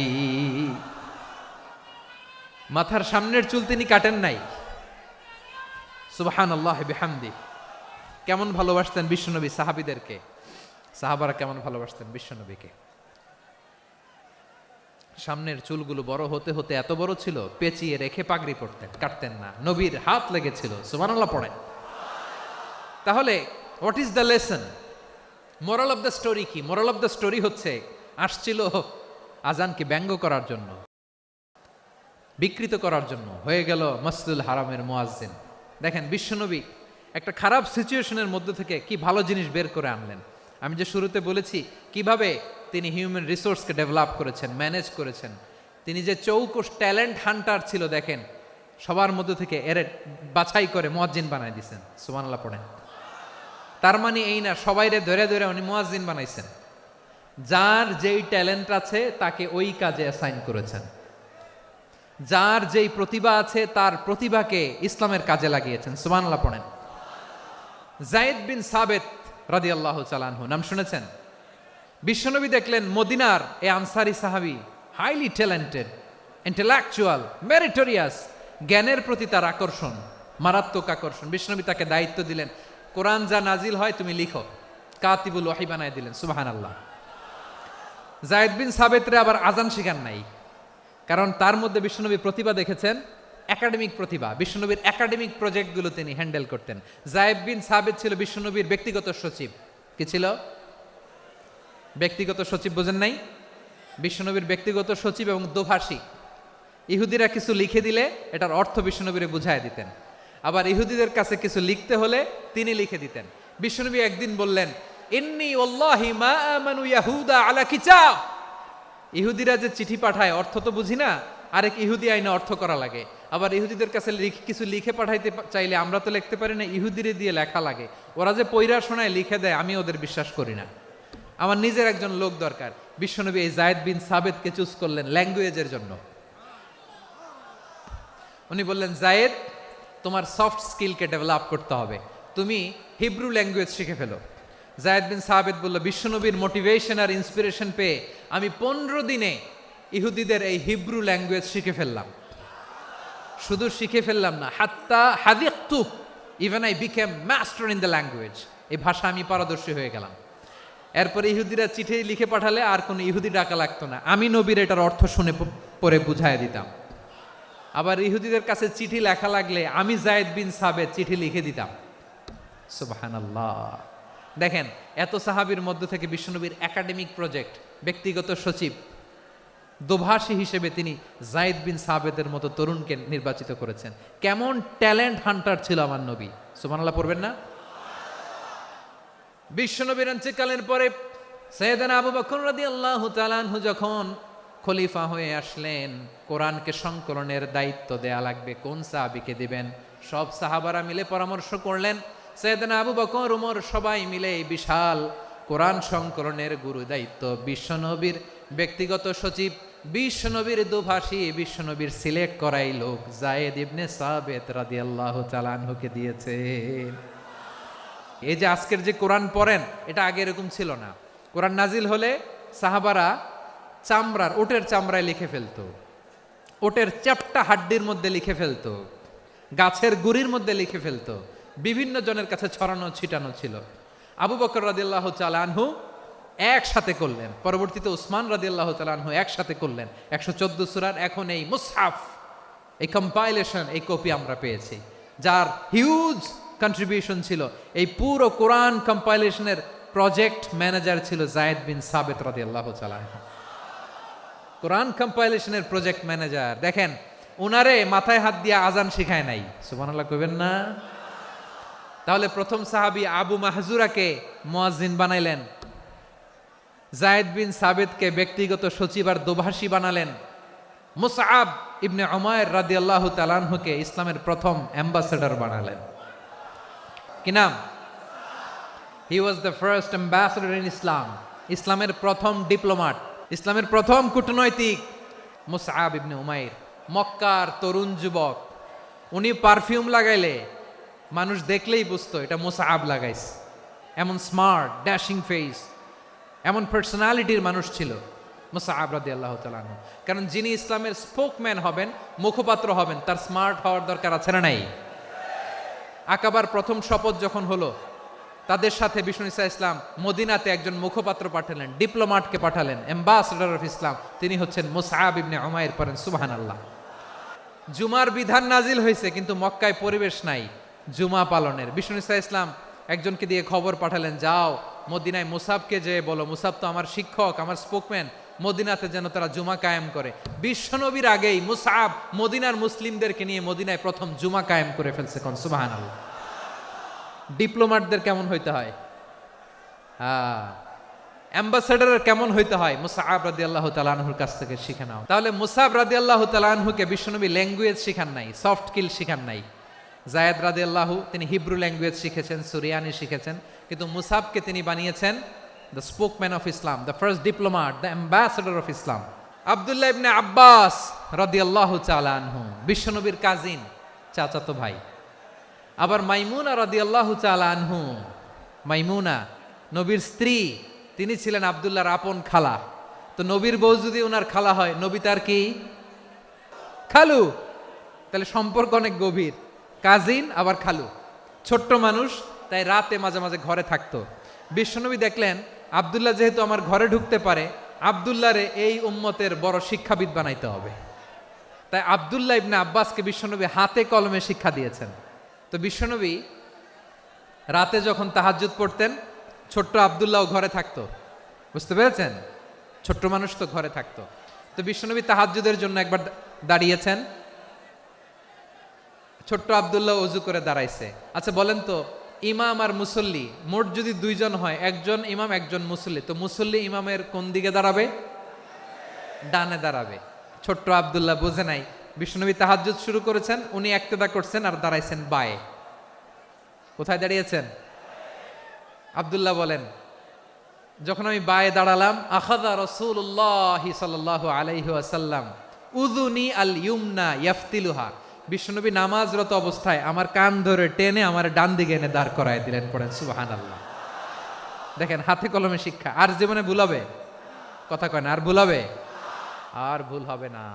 এভাবে বিশ্বনবীর অনেক সঙ্গ পেয়েছেন, সফর করেছেন, একই বাহনে বসেছেন, এক বাহনে বসে লম্বা নাসিহত করেছেন। আব্দুল্লাহ, চাইতে হলে আল্লাহর কাছে চাও, সাহায্য চাইতে হলে আল্লাহর কাছে সাহায্য চাও। মনে রাখো, গোটা বিশ্বের সবাই যদি তোমার সাহায্য করতে চায়, ততটুকুই করতে পারবে যতটুকু আল্লাহ তোমার নসিবে রেখেছে। গোটা বিশ্ব যদি তোমার বিরুদ্ধে ষড়যন্ত্রে দাঁড়িয়ে যায়, ক্ষতি ততটুকু করতে পারবে যতটুকু তোমার জন্য বরাদ্দ আছে। এর বাইরে কিছু করতে পারবে না। আওয়াজ করে বলেন ঠিক কিনা? এভাবে হাতে কলমে শিখিয়েছেন, বিশ্বনবীর সঙ্গ পেয়েছেন। উনাকে বিষ্ণু ইসা ইসলাম শিক্ষাবিদ, এডুকেটর অফ দিস উম্মাহ হিসেবে সিলেক্ট করেছেন, হাতে কলমে শিখিয়েছেন। বিশ্বনবী একবার প্রকৃতির ডাকে সাড়া দিয়ে এসেছেন। এখন কি করতে হবে? নামাজের জন্য অজু করতে হবে। বিশ্বনবী এসেই দেখেন অজুর বদনায় পানি ভরা, খুশি হয়ে গেলেন, বললেন কে রেখেছে পানি? একজন বলল আব্দুল্লাহ রেখেছে। বিশ্বনবী অত্যন্ত খুশি হলেন, খুশি হয়ে একটা দোয়া করলেন, বললেন আল্লাহুম্মা ফাক্কিহু ফিদ্দীন ওয়া আল্লিমহু তা'ওয়ীল, আল্লাহ তুমি আব্দুল্লাহকে দ্বীনের বুঝ দিও আর কোরআনের তাফসীর শিক্ষা দিও। বিশ্বনবীর এই দোয়া এমন লাগছে, উনি রাইসুল মুফাসসিরিন, এই পৃথিবীতে যত মুফাসসির ছিল, যত মুফাসসির আসবে, সকল মুফাসসিরের সম্রাট হিসেবে স্বীকৃত হয়েছেন। আব্দুল্লাহ ইবনে আব্বাস, বিশ্বনবী ওনারে আজান শিখান নাই, বিশ্বনবী ওনারে ল্যাঙ্গুয়েজ শিখান নাই, বিশ্বনবী ওনারে অ্যাম্বাসেডর বানান নাই, হাতে কলমে শিক্ষা দিয়েছেন। ছোট্ট মানুষ, বিশ্বনবী ইন্তেকাল করলেন, আবু বকরের সময় গেল, ওমরে ফারুকের খেলাফত, তখনও তিনি তরুণ। ওমরে ফারুক রাদিয়াল্লাহু তাআলা আনহু ওনার ক্যাবিনেট মিনিস্ট্রির বৈঠকে এ আব্দুল্লাহ ইবনে আব্বাসকে পাশ দিয়ে বসায় রাখতেন। বয়স্ক সাহাবারা এটা পছন্দ করতো না, তারা বলতো ঘটনা কি, আব্দুল্লাহর মতো ছেলে নাতি আমাদের আছে, এরা কেন রাখে ওমরে ফারুক? ওমরে ফারুক এটা টের পেলেন, তিনি বুঝতে পারলেন যে ক্যাবিনেট মেম্বাররা এটা পছন্দ করে না, ছোট্ট আব্দুল্লাহরা কেন রাখি, কেন যে রাখি এটা একদিন বুঝাবো। একদিন মিটিংয়ে তিনি সবাইকে বললেন, ইদা জাআ নাসরুল্লাহি ওয়াল ফাতহ, এই আয়াত দ্বারা উদ্দেশ্য কি বলেন তো মুরব্বী সাহাবীরা? এক সাহাবী বলেন, এই সূরা দ্বারা উদ্দেশ্য, আল্লাহ বলেছেন আমাদেরকে বিভিন্ন ল্যান্ড, বিভিন্ন এলাকা বিজয় করতে হবে। ওমরে ফারুক বললেন না, হয়নি। আরেকজন বললেন, বিজয় হওয়ার পর আমাদের বেশি বেশি আল্লাহর বরত্বের ঘোষণা দিতে হবে, এটা উদ্দেশ্য। ওমরে ফারুক বললেন না, হয় নাই। যারা জিজ্ঞেস করেন কেউ পারে না। সব শেষে বিশ্বনবী ছোট্ট আব্দুল্লাহরে বলেন, আব্দুল্লাহ, ইদা জাআ নাসরুল্লাহি ওয়াল ফাতহ, এর দ্বারা উদ্দেশ্য কি বলো তো? ছোট্ট আব্দুল্লাহ বলেন, হুয়া আজালু রাসূলিল্লাহ, এই আয়াত দ্বারা বিশ্বনবীর বিদায়কে উদ্দেশ্য নেওয়া হয়েছে। ওমরে ফারুক বললেন, হাযা হুয়া, এটাই তো সঠিক উত্তর, এটাই সঠিক তাফসীর এই আয়াতের। কারণ ইদা জাআ নাসরুল্লাহি ওয়াল ফাতহ, যখন আল্লাহর সাহায্য আর বিজয় আসবে, ওয়া রাআইতান নাসা ইয়াদখুলুনা ফি দীনিল্লাহি আফওয়াজা, আপনি দেখবেন দলে দলে, ঢলে ঢলে, বানের পানির মতো মানুষ ইসলামের দিকে ঢুকতেছে, ইসলামের বিজয় হয়েছে। তো ইসলামের বিজয়ের মিশন নিয়ে নবী আসছে, বিজয়ী যখন হয়ে গেছে, এখন তো নবীর বিদায় হবে। কোন সাহাবী এই সূক্ষ্ম কথাটা ধরতে পারে নাই, ওই আব্দুল্লাহ ছাড়া। আব্দুল্লাহ যখন উত্তর দিছে, সব সাহাবীদের টনক নড়েছে। এরপর থেকে কোনো ক্যাবিনেট মিটিং এ আর কোনো সাহাবারা কোনো প্রশ্ন করে নাই। আওয়াজ করে পড়েন সুবহানাল্লাহ। বিশ্বনবী আব্দুল্লাহ ইবনে আব্বাসকে দ্য এডুকেটর অফ দ্য উম্মাহ, উম্মার শিক্ষাবিদ হিসেবে গ্রহণ করেছেন। আওয়াজ করে পড়তে হবে আল্লাহু আকবার। সাহাবীদের নামগুলো মনে থাকবে? এক নম্বরে আবু মাহজুরা, মুয়াজ্জিন বানাইছেন। যায়েদ ইবনে সাবিত, দোভাষী, ট্রান্সলেটর অফ প্রফেট, এবং তিনি ছিলেন বিশ্বনবীর ব্যক্তিগত সচিব। মুসআব ইবনে উমাইর, the first ambassador and diplomat of Islam. আব্দুল্লাহ ইবনে আব্বাস, এই উম্মার সবচেয়ে বড় এডুকেটর, শিক্ষাবিদ। আরেকজন ছিল আব্দুল্লাহ ইবনে মাসউদ রাদিয়াল্লাহু তাআলা আনহু। দুই আব্দুল্লাহ, আব্বাস গেল, আরেকজন হচ্ছে মাসউদ। মক্কার তরুণ, ছাগল পালতো মুশরিকের। বিশ্বনবী আর আবু বকর রাদিয়াল্লাহু তাআলা আনহু একবার গেলেন, যে দেখে এই তরুণ দাঁড়ায় আছে। বিশ্বনবী বলেন, আমি খুব ক্ষুধার্ত, তোমার কাছে কি দুধ আছে ছাগলের? আব্দুল্লাহ আছে, ওয়ালাকিন আনা মু'তামান, কিন্তু যে দুধ আছে এটা আমানতের, আমি দিতে পারবো না। বিশ্বনবী এইটা শুনেই তারা টার্গেট করে ফেলছে। আনা মু'তামান, দুধ আছে কিন্তু এটা আমার মালিকের, আমি তো দরদ দেখাই, আমার মালিকের দুধ, আপনি পথিক, আপনারা দিতে পারি না। বিশ্বনবী টার্গেট করে ফেলছেন, এরে আমার কাজে লাগাইতে হবে। বিশ্বনবী বললেন আচ্ছা ঠিক আছে, দুধ দিও না, কিন্তু এমন ছাগি আছে কিনা যেই ছাগির সাথে কোনো ছাগলের মিলন হয় নাই, তার ওলানে দুধও আসে নাই, বাচ্চাও নাই, এরকম ছাগির থেকে যদি আমি দুধ খাই তাহলে তো সমস্যা নাই। বলতেছে এরকম ছাগির থেকে দুধ খাইলে সমস্যা নাই, কারণ এরকম ছাগির ওলান থেকে দুধ আসবেও না। বলতেছে ঠিক আছে, এরকম একটা ছাগি নিয়ে আসা হলো। বিশ্বনবী বিসমিল্লাহ বলে ওই ছাগির ওলানে হাত দিলেন। হাত দিতে দেরি, পুরো ওলানটা দুধে ভরে যেতে দেরি হয় না। বিশ্বনবী আর আবু বকর রাদিয়াল্লাহু তাআলা আনহু দহন করে পেট ভরে খেলেন। এই দৃশ্য আব্দুল্লাহ ইবনে মাসউদের হৃদয়ে দাগ কাটলো। এই মুআজিজা দেখে তিনি বললেন আশহাদু আল্লা ইলাহা ইল্লাল্লাহ ওয়া আশহাদু আন্না মুহাম্মাদুর রাসূলুল্লাহ। তিনি ষষ্ঠ মুসলিম ছিলেন, 6 নম্বর মুসলমান। ওনাকে টার্গেট করে বিশ্বনবী দেখলেন এমন ইন্টেলেকচুয়াল ব্রেন, উনি সূক্ষ্ম সূক্ষ্ম জিনিস বুঝে বেশি, ফিকহি জ্ঞান ওনার মধ্যে বেশি। বিশ্বনবী ওনাকে কোরআনের জ্ঞান শিক্ষা দিতে লাগলেন। উনি বিশ্বনবী সবার কাছে কোরআন শোনায়, কিন্তু বিশ্বনবী নিজে আব্দুল্লাহ ইবনে মাসউদের কাছ থেকে কোরআন শুনতো। বিশ্বনবী একবার বললেন ইকরা আলাইয়া ইয়া মাসউদ, ইবনে মাসউদ একবার শোনাও তো কোরআন দেখি। আব্দুল্লাহ ইবনে মাসউদ বলে আকরাউ আলাইকা ওয়া আলাইকা উনজিল, নবী আপনার উপর কোরআন নাজিল হয় আর আমি আপনার সামনে কোরআন পড়ব। বিশ্বনবী বললেন ইন্নী উহিব্বু আন আসমাআহু মিন গায়রি, আমি নিজে পড়তে যেমনি ভালোবাসি অন্যে পড়ুক আমি শুনবো, এটাও আমি ভালোবাসি। সূরা নিসা তিনি তেলাওয়াত করে শুনিয়েছেন। এমন সূক্ষ্ম সূক্ষ্ম বিষয় বিশ্বনবী উনাকে ধরিয়ে দিয়েছেন। উনি হয়ে গিয়েছেন আব্দুল্লাহ ইবনে আব্বাস, হয়েছেন রাইসুল মুফাসসিরিন, উনি হয়ে গিয়েছেন ফাকিহুল উম্মাহ। ওনার চাইতে বড় ফকি এই পৃথিবী আর দেখবে না, চিল্লায় বলেন সুবহানাল্লাহ। উনি বলতেন ওয়াল্লাহি ইল্লাযী লা ইলাহা গায়রু মা উনজিলাত সূরাতুন ইল্লা ওয়া আনা আ'লামু আইনা উনজিলাত ওয়া ফীমা উনজিলাত। বিশ্বনবী এমন ভাবে কোরআনের দার্স আমাকে দিয়েছেন, কোরআনে যত সূরা নাজিল হয়েছে, যেখানে নাজিল হোক না কেন আমি জানি এটা কোথায় নাজিল হয়েছে এবং কোন প্রেক্ষাপটে নাজিল হয়েছে। এমন একটা সূরা নাই যে সূরার কোথায় নাজিল হয়েছে আমি মাসুদের জানা নাই, কোন প্রেক্ষাপটে নাজিল হয়েছে আমার জানা নাই। এরকম ঘটবে না, চিল্লায় বলেন আল্লাহু আকবার। এই আব্দুল্লাহ ইবনে মাসউদ রাদিয়াল্লাহু তাআলা আনহু ওমর ফারুকের সময় কুফার চিফ জাস্টিস ছিলেন।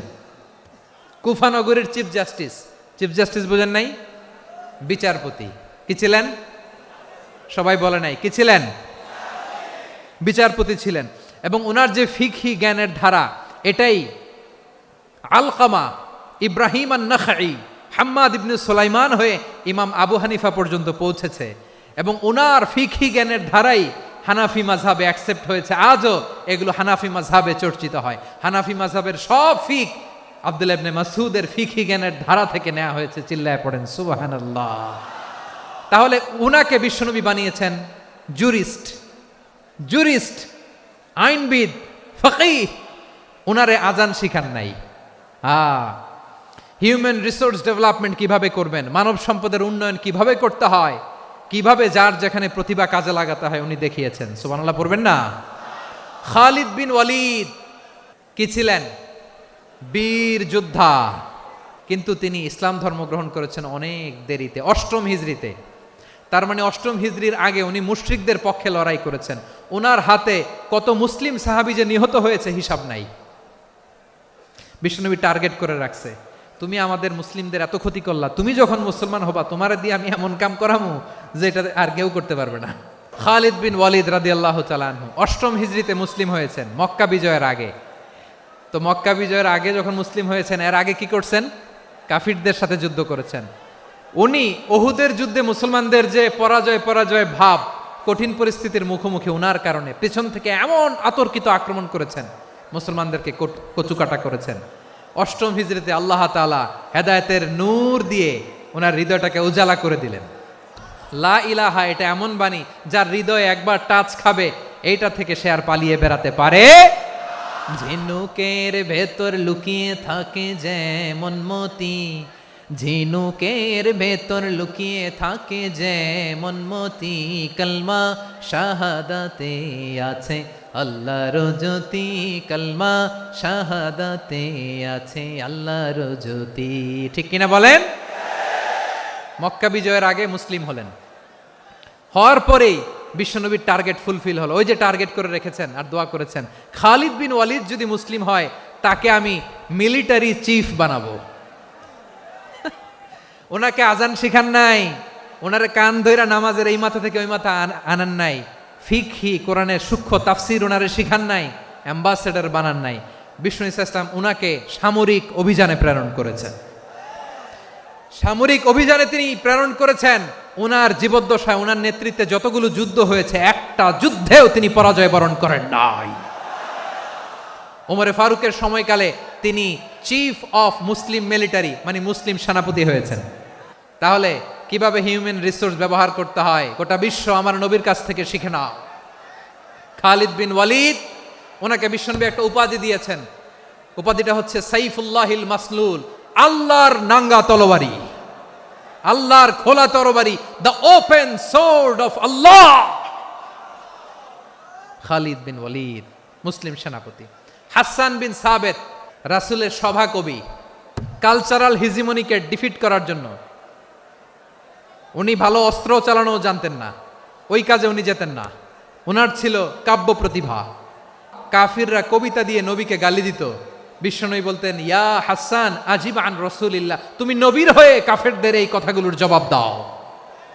বিশ্বনবীর একটা মিম্বার ছিল, বিশ্বনবীর মিম্বারের পাশাপাশি মসজিদে নববীতে এই হাসান বিন সাবেতের জন্য বিশ্বনবী একটা স্পেশাল মিম্বার বানিয়ে দিয়েছেন। এখান থেকে তুমি জবাব দাও। এবং বিশ্বনবী বলেছেন, আল্লাহুম্মা আইয়িদহু বিরূহিল কুদুস। আল্লাহ, হাসান আমার পক্ষে জবাব দেয়, তুমি জিব্রাইল মারফত তাকে সাহায্য পাঠাইয়া দিও।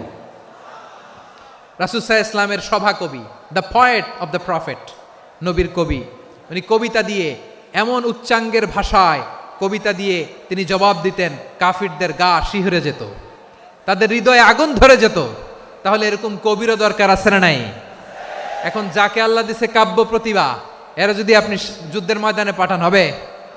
যারে দিছে সুরেলা গলা, এরা যদি অ্যাম্বাসেডর বানান হবে না। হাসান বিন সাবেত ছিলেন বিষ্ণু ইসলামের কবি। হুযায়ফা ইবনুল ইয়ামান বিশ্বনবীর গোয়েন্দা বিভাগের প্রধান। কিসের প্রধান?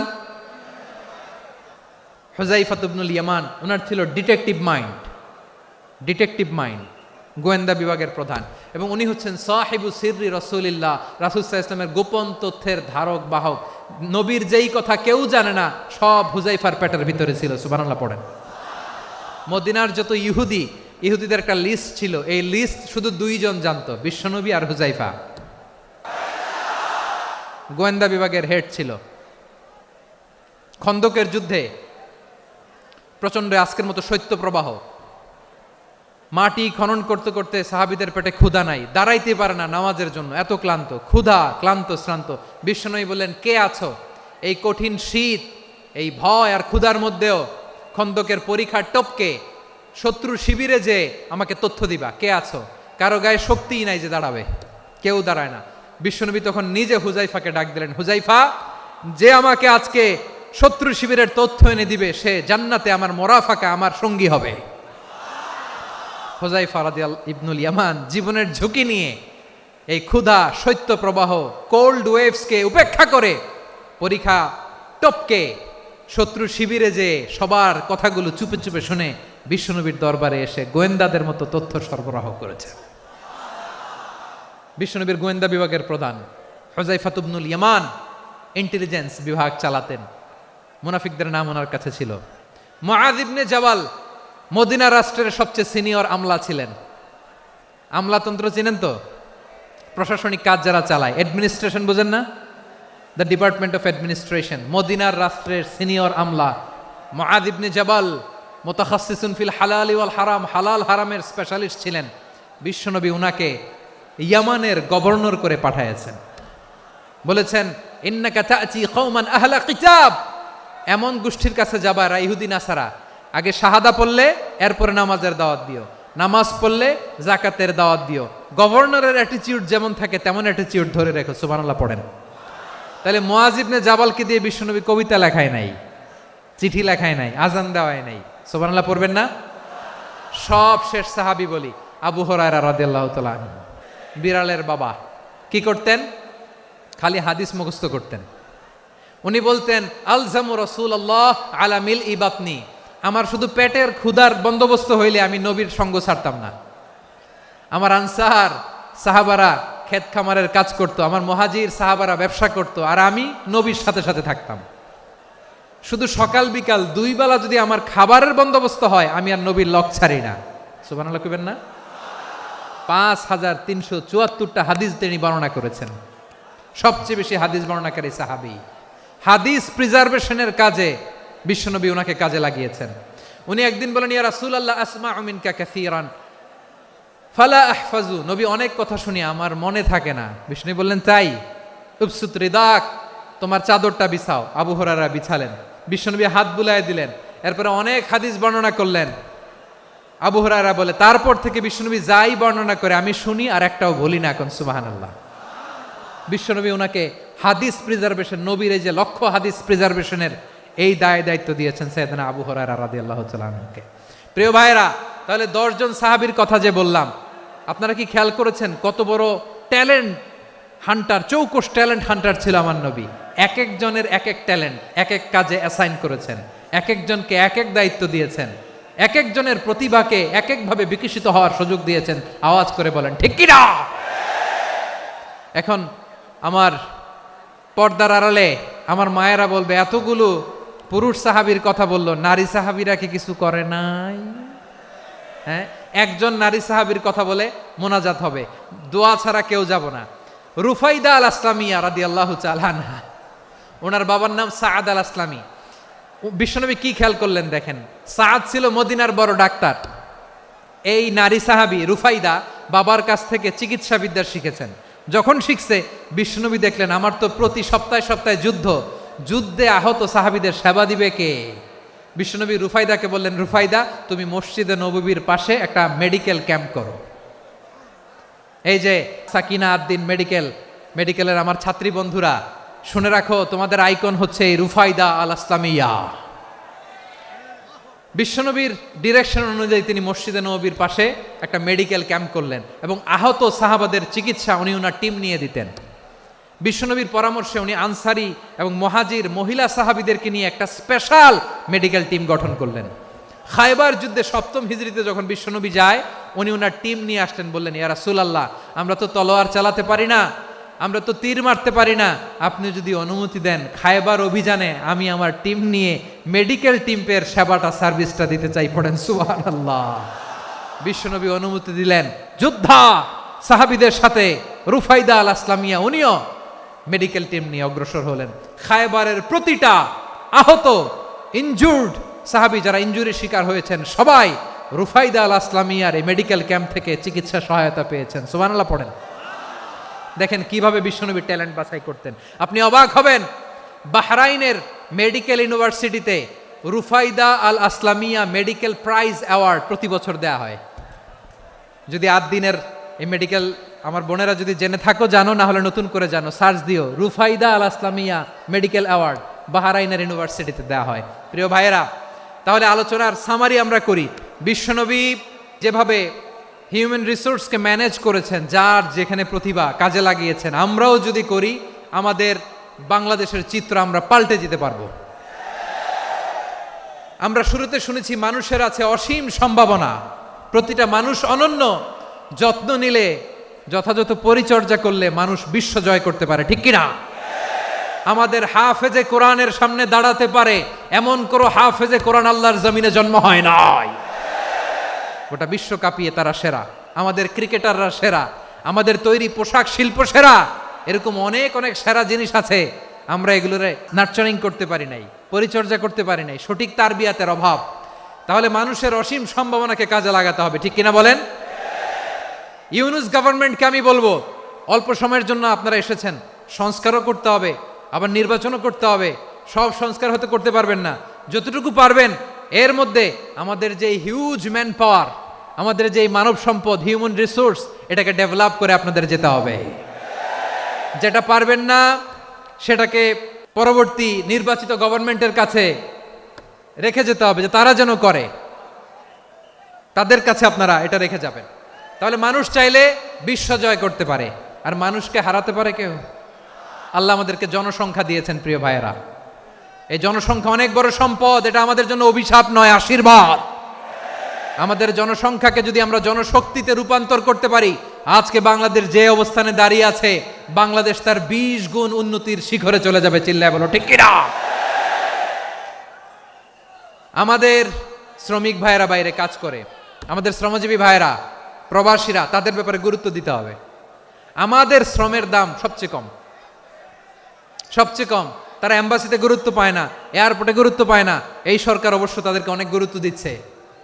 আমাদের অদক্ষ শ্রমিককে যখন আমরা দুবাই পাঠাই, অল্প বেতন পায়, কিন্তু ইন্ডিয়ানরা দক্ষ শ্রমিক পাঠাইলে তার 3 গুণ বেতন পায়। আমরা আমাদের শ্রমিকদেরকে অদক্ষভাবে আর পাঠাতে চাই না, দক্ষ শ্রমিক পাঠিয়ে আমরা রেমিটেন্সের বন্যা বইয়ে দেব। তাদেরকে সবচেয়ে গুরুত্ব দিতে হবে। আমরা পেয়েছি ফ্রিডম ফাইটার, মুক্তিযোদ্ধা, আর আমার প্রবাসী ভাইরা হচ্ছে রেমিটেন্স ফাইটার। জোরে বলো ঠিক কিনা? তাহলে আমাদের এই জনশক্তিকে জনসম্পদে ট্রান্সফর্ম করতে হবে। সরকার জনগণকে এভাবে পলিশ করতে হবে। মা বাবারা ছেলে মেয়েদের মধ্যে কার কোন যোগ্যতা তাকে ওইভাবে কাজে লাগাতে হবে। সবার এ প্লাস পাওয়ার কোনো দরকার নাই। আমাদের দেশে একটা টেন্ডেন্সি আছে, পরীক্ষায় এ প্লাস না পাইলে কই তুই কি করলি, পাশের বাড়ির ছেলে এ প্লাস পাইছে, যা ওর পা ধোয়া পানি খা। খাওয়া নাই, এগুলার খাওয়া নাই। ওরে আল্লাহ এ প্লাস পাওয়ার জন্য বানাইছে, আর আপনার ছেলেকে এই এ প্লাস গুলারে নিয়ন্ত্রণ করার জন্য আল্লাহ বানাইছে। ওকে দিয়ে আল্লাহ কি করবে আপনি জানেনই না। একটা এ প্লাস, একটা এ গ্রেড একটা মানুষের জীবনকে ঠিক করে দিতে পারে না। আপনার ছেলেকে আল্লাহ অন্যদিকে যোগ্যতা দিয়েছে, ওদের মনোবল ভাঙবেন না, খবরদার। যাকে দিয়ে যেটা হবে তাকে দিয়ে সেটা করতে হবে, তার প্রতিভাকে সেভাবে কাজে লাগাতে হবে। তাহলে আমাদের এই জনসংখ্যা জনসম্পদে রূপান্তরিত হবে। আমাদের সরকারের তত্ত্বাবধানে আমাদের 18 কোটি জনগণ দক্ষ জনশক্তিতে রূপান্তরিত হোক, আমরা চাই কি চাই না? আমরা ভালো মানুষ, শ্রেষ্ঠ মানুষ হতে চাই কি চাই না? ওই জাপানিজদের মতো সৎ, ওই ইউরোপিয়ানদের মতো কালচার্ড। আমাদেরকে আল্লাহ তাআলা কোরআন সুন্নাহ অনেক কিছু দিয়েছেন। যেহেতু বর্তমানে আমরা দেখছি তারা সৎ, তাদের মধ্যে ভ্যালিউ আছে, সেগুলো আমাদের মধ্যে আনার দরকার আছে না নাই? আর ইসলাম দিয়ে আমাদের জীবনকে সাজাতে হবে, ইসলাম দিয়ে আমার পরিবারকে সাজাতে হবে। ইসলাম থেকে, কোরআন থেকে প্রেসক্রিপশন না নিলে জীবন সুন্দর হবে না। কোরআন থেকে প্রেসক্রিপশন না নিলে সমাজ সুন্দর হবে না। কোরআনের প্রেসক্রিপশন না মানলে রাষ্ট্র সুন্দর হবে না। কোরআনের প্রেসক্রিপশন অ্যাপ্লাই না করলে শুধু দুর্নীতি দমন কমিশন দিয়ে দুর্নীতি বন্ধ করা যাবে না। এজন্য কোরআনের আইন আমরা চাই কি চাই না? প্রিয় ভাইয়েরা, হিউম্যান রিসোর্স ডেভেলপমেন্ট, মানব সম্পদের উন্নয়ন, আমাদের সরকার যেন এদিকে নজর দেয়। আমরা যেন এই ব্যাপারে যত্নবান হয়ে উঠি। যাকে আল্লাহ যে যোগ্যতা দিয়েছে, এই যোগ্যতা দিয়ে আমরা যেন ইসলামের জন্য, দেশের জন্য কাজ করি। আমরা যেন আমাদের স্কিল ডেভেলপ করি, আমাদের পটেনশিয়ালকে ডেভেলপ করি। মোরালিটি, ভ্যালিউজ নিয়ে শায়েখ আহমদুল্লাহ আলোচনা করেছেন, এগুলো দিয়ে যেন আমরা আমাদেরকে সাজাই। আল্লাহ তাআলা আমাদের দেশকে তুমি নিরাপদ করো, আমরা পড়ি আমিন। আল্লাহ আমার 18 কোটি জনগণকে তুমি জনশক্তিতে রূপান্তরিত করো, আমিন। আল্লাহ আমরা হাতে হাত রেখে, কাঁধে কাঁধ মিলিয়ে, ভাইয়ে ভাইয়ে যেন এই দেশকে গড়তে পারি, আল্লাহ তুমি তৌফিক দান করো, আমরা পড়ি আমিন। আসুন আমরা আমাদের জনসংখ্যাকে জনসম্পদে ট্রান্সফর্ম করি। আমাদের জনসংখ্যাকে আমরা যেন জনশক্তিতে রূপান্তরিত করি। জনসংখ্যাকে ট্রান্সফর্ম করে জনশক্তি দিয়ে আমরা যেন আগামীর বাংলাদেশ, স্বাধীন বাংলাদেশ 2.0-কে গড়ে তুলি। আল্লাহ তাআলা আমাদের সবাইকে কথাগুলো বোঝার, আমল করার তৌফিক দান করুন। হাযা মা ইনদি ওয়াল ইলমু ইনদাল্লাহ আলাইহি তাওয়াক্কালতু ওয়া ইলাইহি উনীব। সুবহানাকাল্লাহুম্মা বিহামদিকা আশহাদু আল্লা ইলাহা ইল্লা আনতা আস্তাগফিরুকা ওয়া আতুবু ইলাইক।